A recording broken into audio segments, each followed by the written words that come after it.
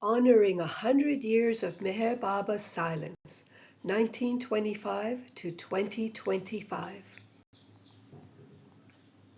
Compiled by Jeffrey Beadle with assistance from Debjani Ray. Narrated by Debjani Ray.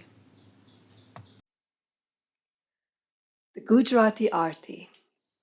Shortly before Meher Baba began his silence while staying in Bombay, Mehra recalled Baba composing the Bujave Nar, which became known as the Gujarati Arti. Mehra also recalls he sang it for the women Mandali. In later years, Baba requested that the Gujarati Arti be sung in his presence by the Mandali, thus giving the prayer for future generations. Meher Baba and the Mandali were staying in the Bharucha building in Bombay for 2 months. On the 22nd of February 1924, Baba woke up the Mandali saying, "Should we leave for Persia today or not?" Behramji was not feeling well. Most were in favor of delaying the journey. Baba was adamant, "We must go today, so get ready." Everyone packed up in a hurry. Baba was delighted to be going to the homeland of his Irani ancestors. They boarded the SS Varani in Bombay at 7:30 in the morning, and the boat departed 2 hours later. Baba was accompanied by Adi K. Irani, Baidul, Behramji, Gustaji, Masaji, Nervous, Padri, and Vajifdar. One of the main objectives of this short trip was to visit Hafez's tomb in the city of Shiraz, the beloved's favorite poet, who his father introduced to him when he was a boy. Hafez's tomb. Baba's work was universal, difficult to understand from a limited perspective. After the Divine Beloved's visit to Persia, a great change came over the country. Shah Qajar was exiled by the Persian parliament, ending the Qajar dynasty. This made way for Reza Khan's reign and the Pahlavi dynasty. A period of relative peace followed, with less persecution to the Zoroastrian community, the beginning of modernization for Persia. Reza Khan. Meherabad. After Baba and the men returned from Persia, there was a period of intense labor known as the Gamela Yoga period, named after the containers used to carry building materials. Meher Baba started referring to Meherabad as his permanent headquarters. This phase lasted 3 months, March to May 1924, and was the longest Meher Baba lived and worked in Meherabad up to that point. All the work was done by Baba's Mandali, except for one paid mason. The result of this intense labor was the construction of the Agrakuti, first hut, which became the Jhopti, where Baba would do some seclusion work, the men's quarters, and a free dispensary. The free dispensary was opened 21st of March 1924 on the Parsi holiday of Jamshed in Navroz, vernal spring equinox. A doctor, Y.G. Karkal, was brought in to assist with the hospital. Baba would give patients his prescriptions. This upset the doctor, who would ask, "Who is the doctor, me or Baba?"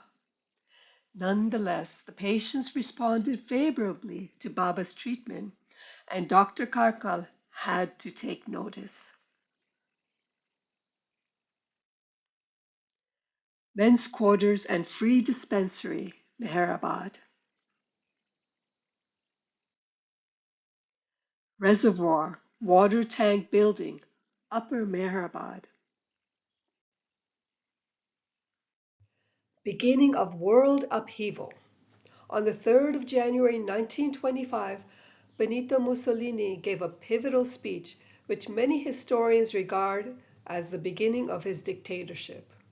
In August 1925, Mussolini's Fascist Party won the election in Italy. On the 4th of January 1925, Hitler met with the Minister-President of Bavaria, Heinrich Held, and pledged loyalty to fight communism. Hitler's book, Mein Kampf, My Struggle, was published on the 18th of July 1925. The stage was being set for the next World War. Young Adolf Hitler, Benito Mussolini. Baba's birthday celebration. A huge celebration was held for Meher Baba's 31st birthday on the 18th of February. Hundreds of people gathered in Mehrabad for Baba's darshan. His parents arrived a few days early. Tin sheds were set up for temporary quarters. The women slept in the post office building, and an awning was set up and decorated for the occasion. A feast was provided for the beloved's close followers from Pune, Ahmednagar, and Bombay. Beloved Baba's birthday gathering.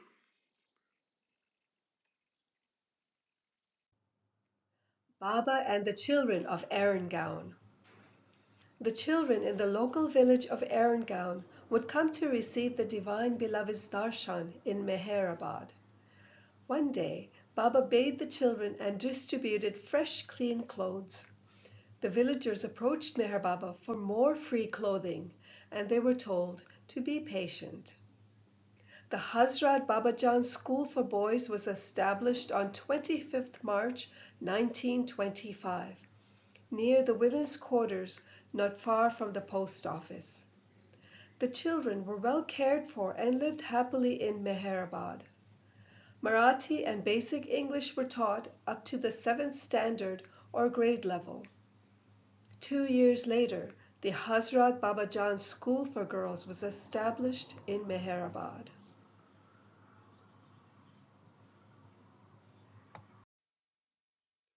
Meherabad, 1920s. Meher Baba and More Young Friends, 1920s. Teacher Rao Saheb with boys who also had time for cricket. While Baba and the Mandali were still staying at the Barucha building in Bombay, Baba went into a silent retreat for 1 week. Colonial period, Bombay. The Master's silence is declared. When Baba was in Bombay on the 4th of June 1925, the Divine Beloved declared, I will observe silence for 1 year. I will not speak to anyone, but all should hold fast to my feet. Those who last with me until the end will be benefited. A few obstacles came in the way. On the 13th of June, many birds built their nests on the roof, and termites also had to be dealt with in the ceiling of the post office building. Also, Baba's spiritual mother, Gulmai, fell and sprained her ankle very badly. Baba postponed his silence until after she fully recovered.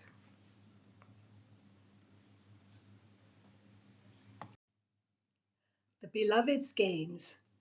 On the 25th of June, Meher Baba allowed a day of games with the Mandali and the children of Arangaon, with Rustam Kaikushra Irani serving as referee. Participants and spectators enjoyed bicycling, a sack race, a donkey race, high jumping. The children of Arangaon played tug of war. During the donkey race, Gustaji fell off his donkey. After getting back on the donkey, it would not move. Gustaji lost his temper and made everyone laugh. Meher Baba was on a divan in a decorated room in the school. Vishnu gave a speech, then prizes and awards were given out. Baba was garlanded by Rustam for winning the donkey race. Baba then gave a prize to Rustam for winning the long distance run. Afterwards, refreshments were served. Rustam K. Irani on the left of Baba. Full picture on the ground. Ghani holding Ramju son Bagu, Ramju holding Rustam's son Mehlu. Upper rows, Boa Saheb, Rustam, Chanji, Gulab Shah, Baba, Jalbhai, Gustaji, Bhau Chima Kamble in Lonovla, December 1926. Previously, on the 18th of June, the Divine Beloved again spoke about his upcoming period of silence. Within a few days, I will begin keeping silence. All of you, remember to hold fast to me, no matter what. Finally, on the 26th of June, Meher Baba announced he would begin his silence on the 10th of July for 1 year, which did come to pass, but it lasted much longer.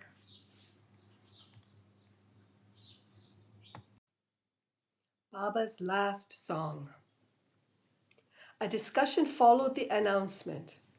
There was concern Baba might lose his composure if something disturbed him to cause him to speak.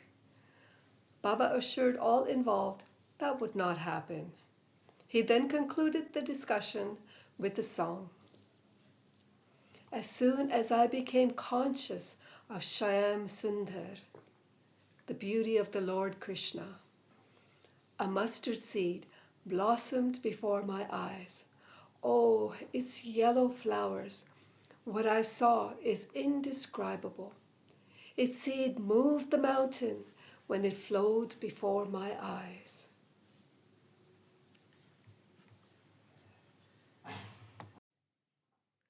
The Eternal Beloved gave this explanation of his song.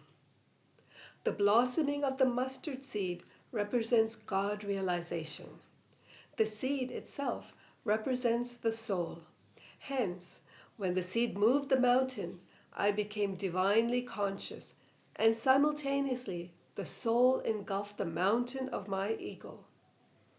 The beauty of the Lord is ineffable, yet it is seen, it is experienced. One last story to the women. Baba graced his close ones with his beautiful voice in different ways. One day, in a very good mood, the Beloved came to the post office, inviting them to come sit and I'll tell you a story about 3 princes. He started the story but stopped after 10 minutes. Baba came back the next day, continuing the story, and again he stopped after 10 minutes. He told them he would continue tomorrow. The next day the story became more involved, and the women were enchanted as the images of the stories came alive before their eyes.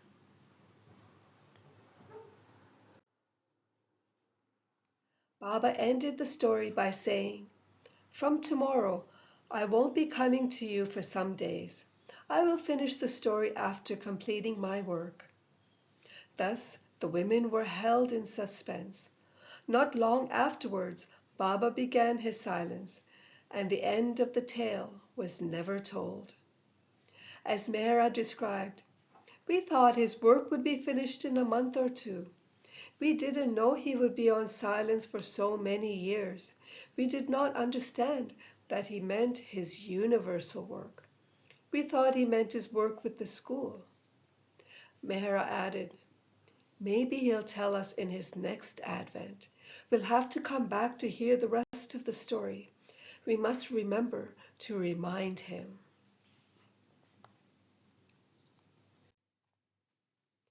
As small Khorshid K. Rani told it, "Baba was so talkative, we could not believe that he would remain silent so long."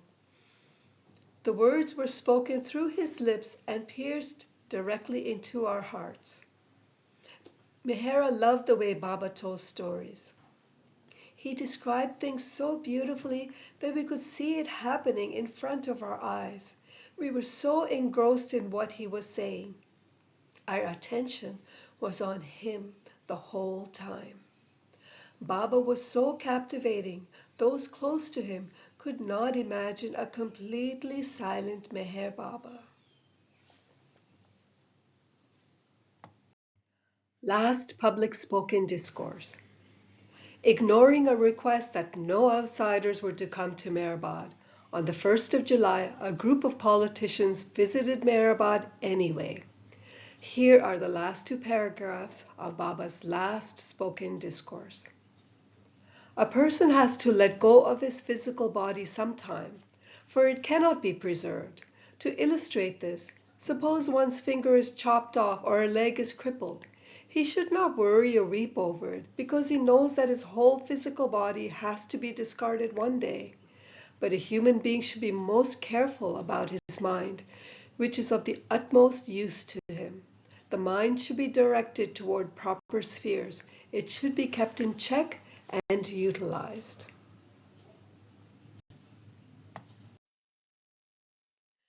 If this body, which a person has to discard one day, is used for anything, it should be used in the service of three causes: God, the Master, and our fellow man. The body may become weary and worn out. It may bring one suffering. But so what? Man, as a physical being, is destined to suffer. So long as the body is vibrant, active, and under one's control, man can be said to have used it for a good cause by directing his energies in any good or noble work. Before going into silence, Baba warned Gulmai, there will be another world war. It will be much more destructive and extensive than the one before. Rivers of blood will flow. I will dip my kerchief in that river of blood and tie it around my head. Not until the world cries out for God will I give up my silence.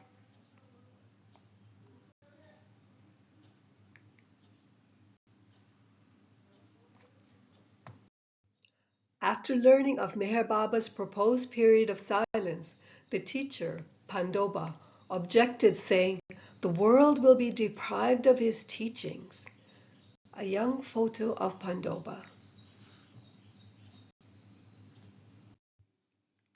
Baba simply said, "I have come not to teach, but to awaken." Baba's last words to the men Mandali.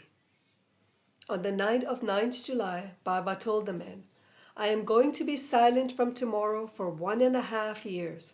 All of you take care of everything at Mehrabad as usual, and take care of your health. Whenever you go out during the night, always carry a lantern with you. Always beware of snakes. I will save you from every calamity under the sun, but I won't help you if you are bitten by a snake, so be careful."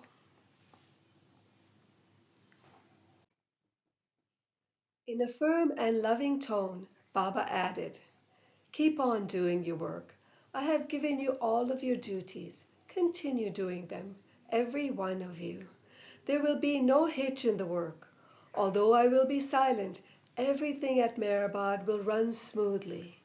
You don't have to worry.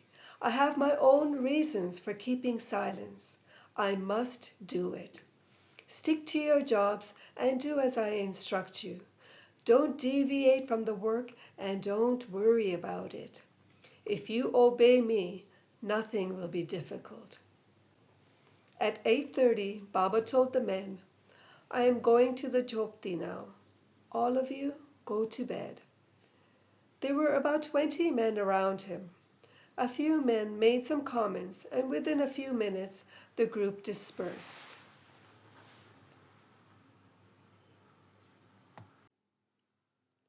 Ironically, after Baba's warning, the men were preparing for bed, and Padre stepped outside to relieve himself when he spotted a cobra. He raised up his lantern and shouted, "Snake! Snake!" The rest of the men came to the rescue with bamboo poles and immediately killed the snake. Baba came back out and asked, "What is all the commotion about?" The men answered, "Baba, we have killed a snake." Baba asked, "Who saw it?" Padre replied, "I did." Baba then asked, "Were you carrying a lantern?" Padre replied with a nod, and Baba was pleased. Padre then handed his beloved the staff, and the avatar gave one last blow. Baba told Padre to wash up. Baba then gave one more warning. "I am warning you all again. Be careful of snakes. Always carry a lantern and take care. Now I want everyone to go to sleep."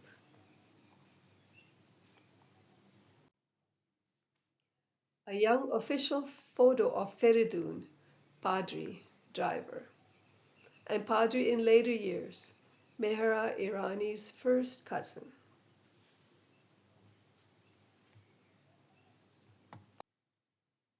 After things settled down, Baba went over to the women's quarters and told them, "How fortunate you are that you have heard my voice so many times today.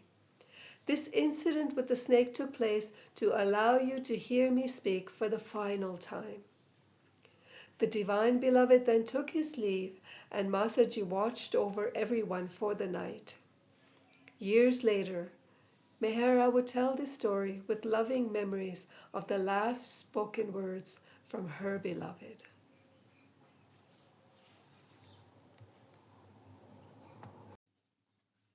First day of silence. Meher Baba emerged from the Jhopti at 5 a.m. on 10th July 1925. The first full day of silence began. The Mandali were expecting Baba to be more withdrawn from the daily activities in Meherabad and were surprised as to how involved Baba was with all the work taking place. For the next several months of the beloved silence, he had a new companion, a young boy, Bal, who would follow Baba around with a slate to assist Baba with communication. The Mandali in front of Agrakuti, first hut, which became the Jhopti. Meher Baba's Jhopti.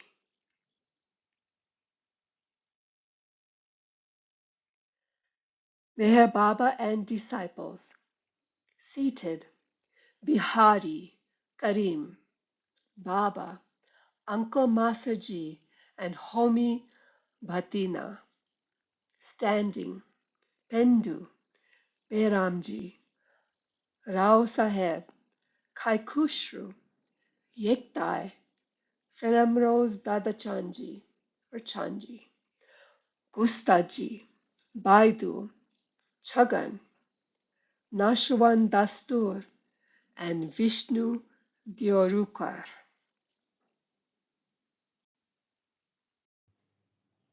Meanwhile, in the United States, a court case also began on the 10th of July 1925, defending the right to teach Charles Darwin's theory of evolution, or origin of the species, in Dayton, Tennessee. This challenged the Butler Act, which had come into effect on 13th March 1925.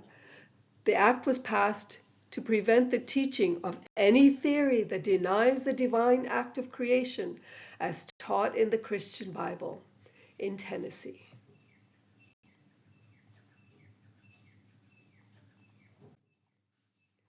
The case was put together specifically as a test case to challenge the Butler Act, with the intent to show the act was unconstitutional. Making the Christian Bible a standard of truth in a public institution violated the First Amendment, which allows for free speech regarding religion. John T. Scopes, a math and science teacher, not biology, was the principal subject of the trial. Scopes was defended by Clarence Darrow, and the case was called the Trial of the Century by residents of Dayton, and is still known as the Scopes trial. Scopes was fined $100, but the fine was reduced on appeal. The Butler Act remained in effect, but was never officially enforced after the trial. The law remained in effect until 1967. John T. Scopes, Clarence Darrow.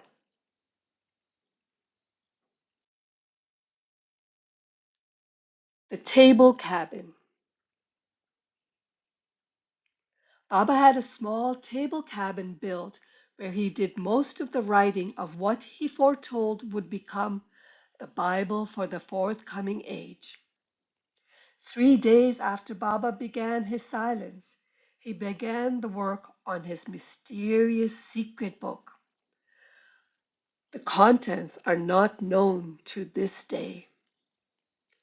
Baba started writing the book in the Jhopti and then continued writing it in the table cabin.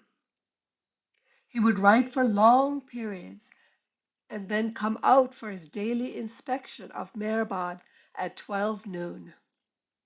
On some days, his writing would continue after his rounds were completed. Table cabin by the neem tree in Lower Mehrabad.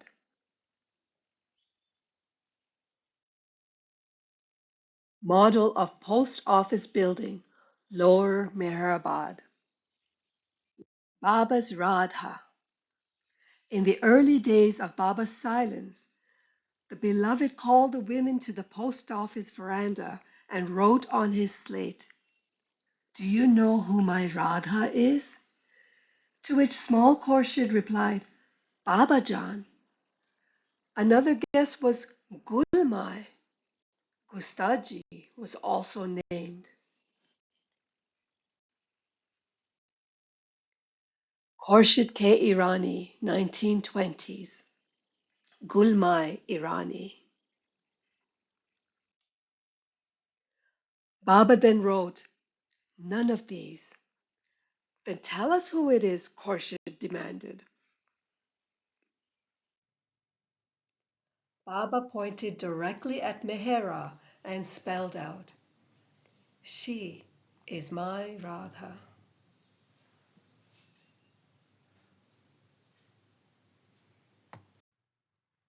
Next, Baba spelled out another name, Chandula, a shortened form of Chandrika, Radha's closest friend.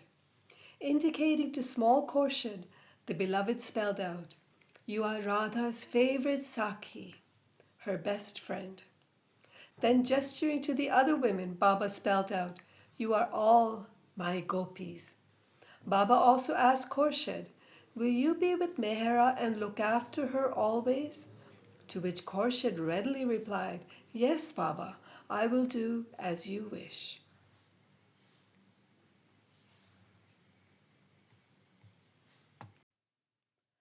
Baba with his gopis in later years. Lord Meher Baba with crown, made by Mehera, also in later years.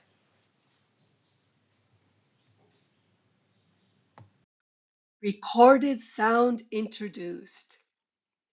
The concept of recorded sound was originally conceived by Thomas Edison in the 1890s. In 1894, the year Baba was born, an early moving picture device, the kinetoscope, came into being. Sound on disc was perfected and introduced to Hollywood in 1925 by Western Electric Corporation. This led to the first short film with sound, Don Juan, released in August 1926, just over a year after our beloved began his silence. The first full-length talkie was The Jazz Singer, with Al Jolson recorded on a sound stage in New York City and released in 1927. Marquis from Don Juan, 1926, and Eugenie Besseret and Al Jolson in The Jazz Singer, 1927.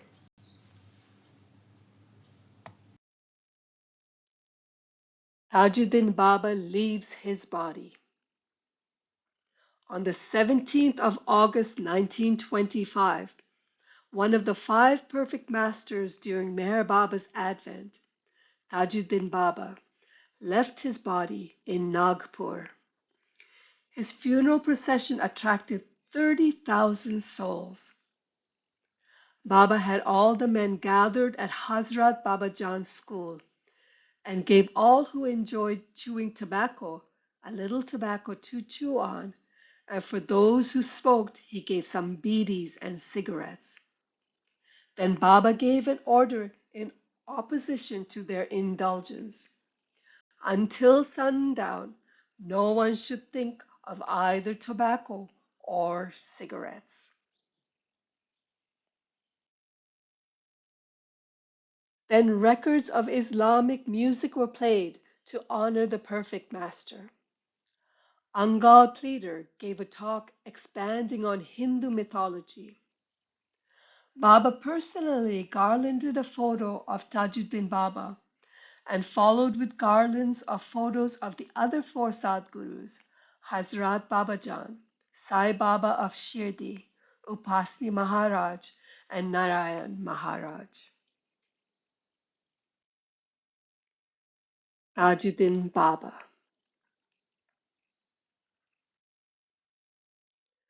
First must in Meherabad. The next day, a young Hindu showed up at Meherabad.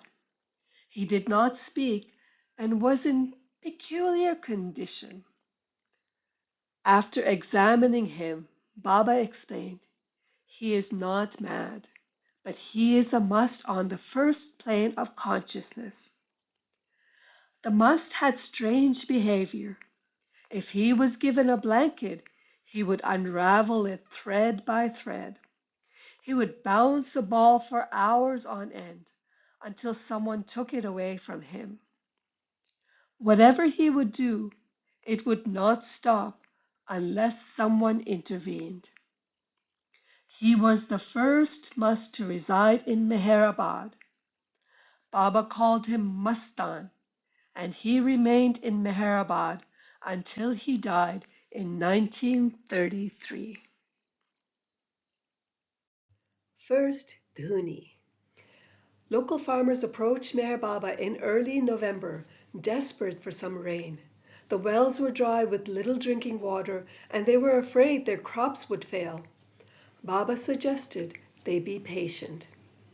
On the night of 10th November, the farmers approached Baba, insisting the master help them with their need for rain. Baba gave in, and Upasni Maharaj's arti was sung and a hole was dug to light a dhuni, sacred fire. It was lit at 11 p.m. Baba told them, God has heard your prayers. Now go straight home. At the time the dhuni was lit, there was not a single cloud in the sky. An hour later, clouds formed, rain fell, and the drought was broken. The Mandali were requested to write poems to the dhuni. Rustam won first prize for his efforts. The divine beloved composed his own verse, which began, My pen has not the strength to sing your praise. At the first glow of your flame, there was rain. How marvelous is your gift. To cool your radiant blaze, God Himself, in honor of you, showered rain for hours on end. May you come to the rescue of thousands. May you receive the blessings of the poor. To those who pray to you, may you give protection. You have the attributes of a wali, saint. He who loses himself in you becomes like you. Wonderful is your effect. Wonderful is your play. Wonderful is your nature.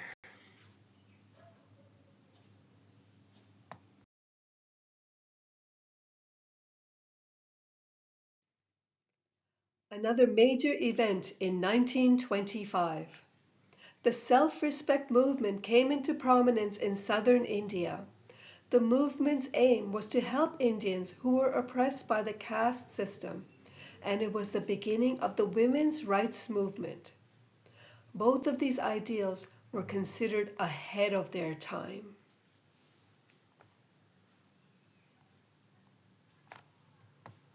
Baba's suffering in silence. As Mehera says, Baba loved to laugh, but even that sound he denied himself and held back. All those years, Baba had to hold back and not say what he wanted to say. Every second of the day, every minute, every day, every month, every year, for 44 years, Baba could not say what he wanted to say. In 1941, Upasni Maharaj met Baba, and with tears in his eyes, Maharaj told Baba, "Give up your silence. Now it is bringing too much suffering." And Baba replied, "No, I have come to suffer, and my work is most important. I must finish my work." Mehera added, "And how much Baba suffered as time passed. He never told us he was suffering, but he was."